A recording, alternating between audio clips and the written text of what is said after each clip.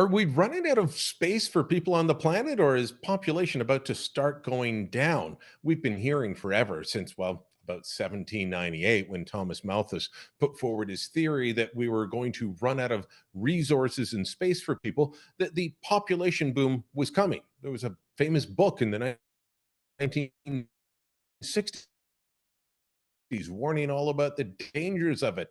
And now, the United Nations saying we're going to start seeing population decline soon. Is that why is that happening? And is that a good thing? Darrell Bricker joins me now. He's not only the global CEO of Ipsos Public Affairs, but co-author of this book, Empty Planet, along with John Ibbitson of the Globe and Mail. Two fine gentlemen, two smart gentlemen. So, Darrell, I saw you posting about this the other day. The UN revising their population numbers.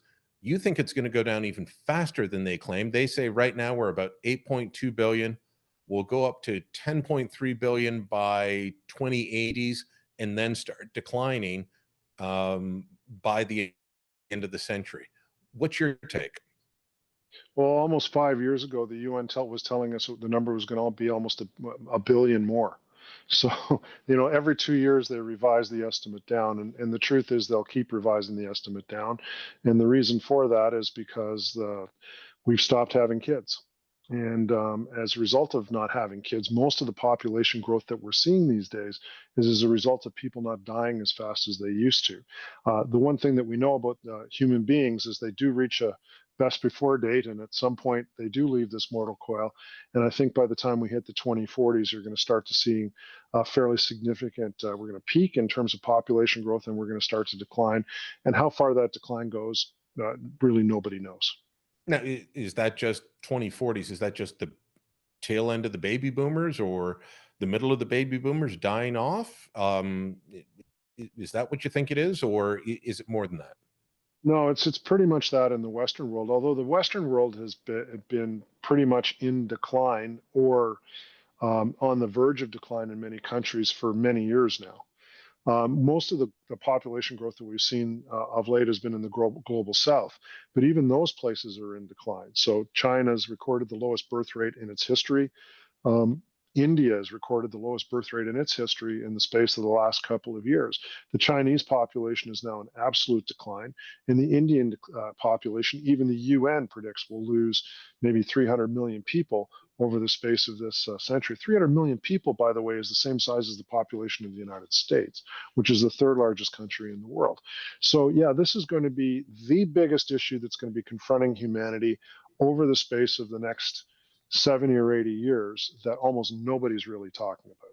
Now, when we talk about population growth in Canada, we talk about how our population just keeps going up and up and up. We're almost at 40. Oh, we're over 41 million in this country. We were not even 40 million a year and a half ago. So, but that's all through immigration. That's not through natural population growth. I think our birth rate is between 1.3 and 1.4 children per woman, and replacement rate is, correct me if I'm 2.1. wrong, 1.8. 2.1. Sorry, 2.1. One for you, one for 2.1. your Okay. partner, and a little bit extra for those who won't or can't. Yeah, so Canada historical low 1.3, probably is going to drop to 1.2 this year. That's the same. That's even lower, by the way, than Japan, which is a country that loses a significant number of people, about 1 million people from its population every year. And the reason it does is because it has very, very little immigration. So there's been a growth in the Canadian population, but it's only really come from two things. One of them is we're not dying as soon as we used to. So that population's hanging around for longer and continuing to age. And also, we've gone all in on immigration, maybe to the detriment of Canadians' willingness to accept immigrants. So, given that the government has just basically opened up the floodgates to allow people to come into the country, we're now starting to see even people who don't normally respond negatively to change starting to respond negatively to this current environment, mostly because of the effects that they believe it has on access to housing, particularly in urban areas. I was hearing from a guy in the Punjabi community, immigrant himself, who was emailing me to say, I listen to Punjabi talk radio, and there is a sharp turn against immigration within the Punjabi community because of issues like housing, access to a doctor, things like that. It's a very strange thing. Now, in the book, you and John write about that there could be benefits for population decline. We're not going to see them in this country because, uh, as we just discussed, the higher immigration levels. But you say, you know, less tax on resources, fewer workers, so able to demand higher wages, things like that. But aren't there also for advanced societies uh, problems? Like I remember reading years ago about Italy having trouble with their sewer system because their population's declining. It's built for a certain size. It's no longer there. Now they've got trouble. Um, what's the trade-off, and is it good or bad for? Let's just talk about our Western European uh, and North American allies, the countries that we're most familiar with here in Canada. Well, everything for the environment is good. So if you look at, if you're concerned about global warming, if you change the and you believe that it's created by the activities of human beings, which I think most reasonable people do believe, then if you change the denominator in the equation, it has to improve. Fewer people means probably longer term benefits for the climate. So anything environmentally related, probably going to be on the good side. Anything economically related, it's going to be an incredible challenge. And the easy challenge is the one that most people point to first, which is the production challenge, which relates to whether or not we will have enough people to do the work, like you were saying for Italy, do the type of work that we need to have done. There's a lot of thinking that's been going into that, and a fair number of solutions that different countries are trying. It actually is the low hanging fruit in this whole conversation.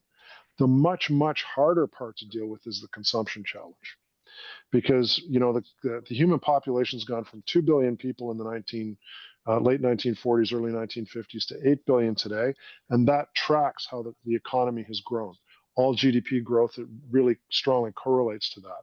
But when you start moving the population in the other direction, then the effect will be the opposite. So, and the reason is because fewer people, less growth, but also the structure of the population. There'll be a lot more older people, and older people aren't buying new houses. They're not buying new cars. They're not participating in the economy the way that younger people do. And as a result, all of those things that relate to the consumption that we need in order to drive economic growth are going to be challenged. And that's really what we're facing. So, I mean, think about social programs as well, though. Can you sustain a Canada pension plan or any national pension plan if the population's getting older and you don't have younger workers?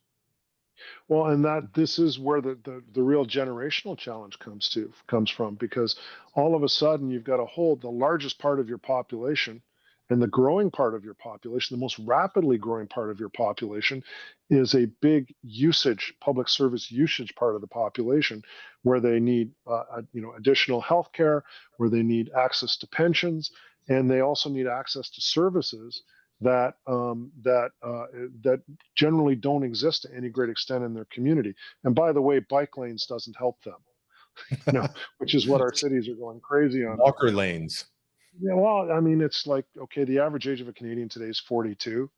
I mean, it's half the population's older, half the population's younger. Who are all the people on the bikes? And the answer is not that many, and fewer over time, even though we're building all of this infrastructure. But it's going to create huge demand for services from a population that's basically sitting on all the nation's wealth.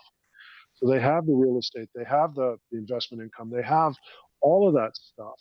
But our economy, our taxation system is based on economic activity, and they're in the hoarding part of their life, not the accumulating part of their life. It's a good thing I don't plan on retiring.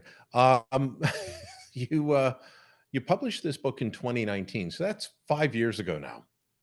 It's hard for me to realize that 2019 was 5 years ago, but we also had a few years that we'd rather forget and not talk about in the middle of that.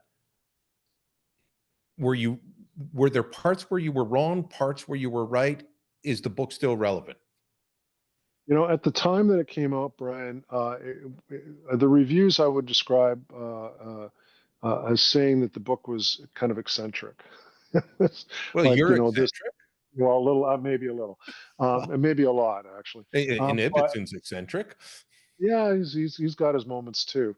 But at the time, it was not really seen as a mainstream kind of approach. I mean, everybody had bought into the Paul Ehrlich model, where the population bomb was going to explode. We're going to expand to the level that, as Malthus said, to the level that we wouldn't be able to feed ourselves, that we would overuse the natural resources that were present in the world, and that was the prevailing point of view.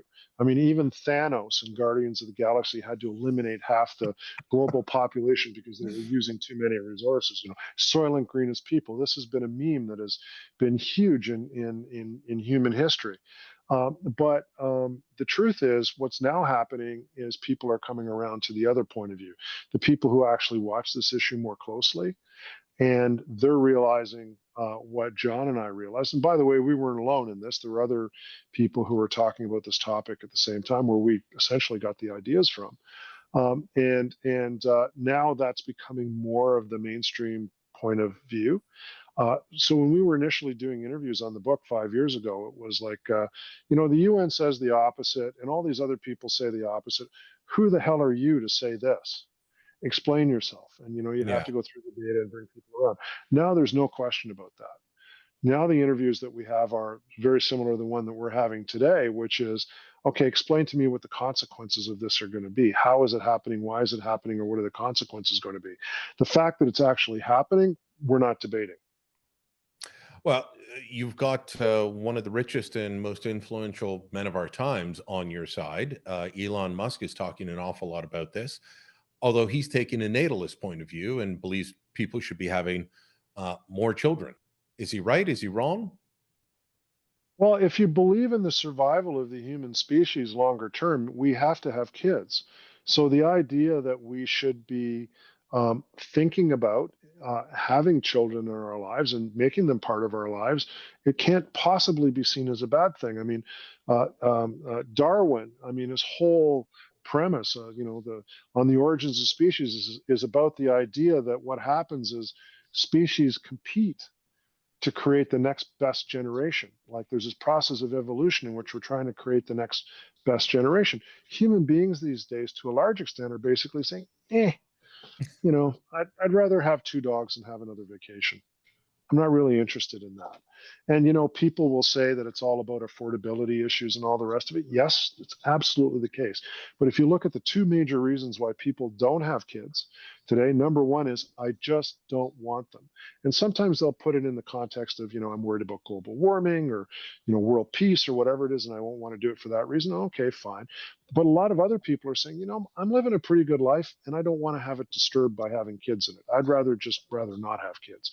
And then the second reason is because people say, I just genuinely can't.